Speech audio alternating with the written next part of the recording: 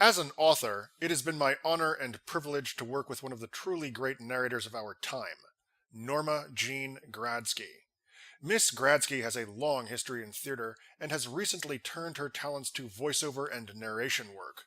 Much sought after by large corporations, she eschews commercials in favor of projects of a more substantial nature. The following is an excerpt from one of her latest projects titled Philosophical Knowledge and available at audible.com.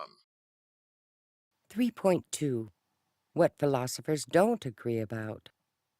That said, after ego-driven fakery is set aside, there is at least as much disagreement in philosophy as there is agreement. And even though, as we've seen, philosophers agree about some foundational issues, they disagree about others.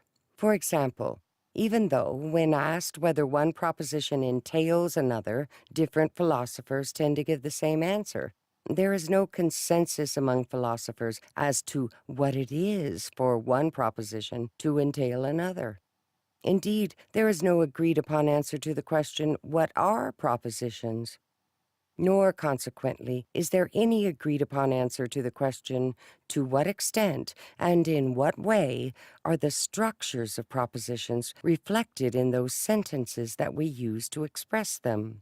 This last question, though seemingly arcane and technical, is profoundly important. The reason being that in the answer to it lies the answer, or a large part of the answer to the question, in what respect does a person's knowing a language enhance his cognitive abilities?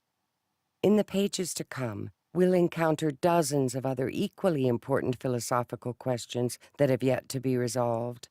We'll also find that, when supplemented with a modicum of technical rigor, a willingness to listen to one's intuitions, however heterodox they may be, often yields plausible answers to questions that, despite centuries of trying, philosophers have failed to answer with anything other than brazen falsehoods.